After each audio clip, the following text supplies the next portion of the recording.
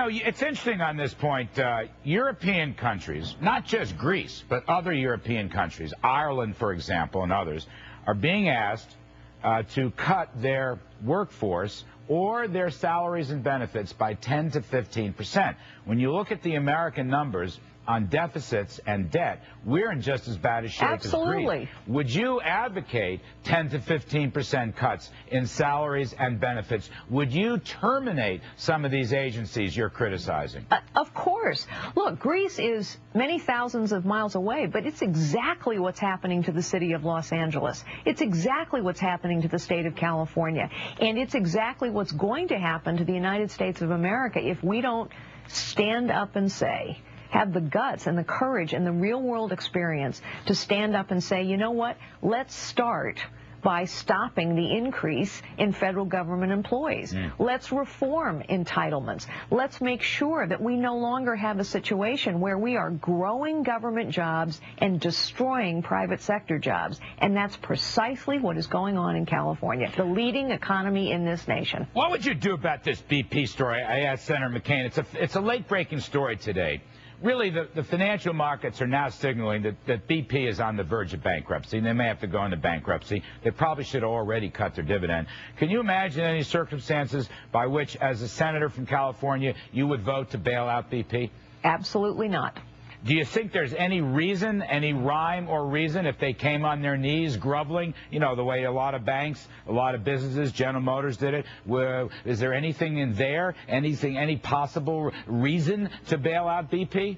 Absolutely not. And by the way, the bailout of General Motors and Chrysler didn't work. I mean, we spent a lot of taxpayer money, but the reason I say they didn't work, factories closed, tens of thousands of workers got laid off, 3,600 auto dealerships, which are small family-owned community-based businesses, went out of business. But what we did was permit people to, you know, forestall the tough choices. BP has made a terrible, a tragic series of calculations and miscalculations, and they must pay the consequences of it. That's what happens in the real world. You pay your money, you take your chances. You take unacceptable risk, you have to be prepared to face the consequence. So last night in your acceptance speech, in your victory speech, you said about Barbara Boxer, bring her on, and then you said, if I got this quote right, that Ms. Boxer is on the fringe of American politics and that she is guilty of destructive elitism. That's pretty tough stuff. What do you mean by that? Well, she is on the fringe of American politics. Barbara Boxer is known as one of the most partisan, the most liberal left-wing members of the U.S. Senate.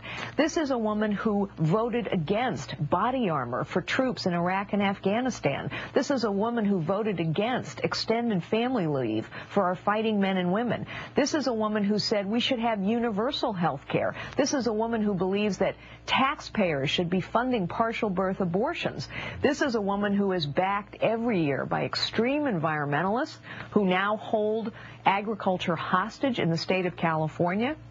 And she is a woman who is captured by the unions. So she is on the fringe of American politics, and the people of California, I believe, have had enough.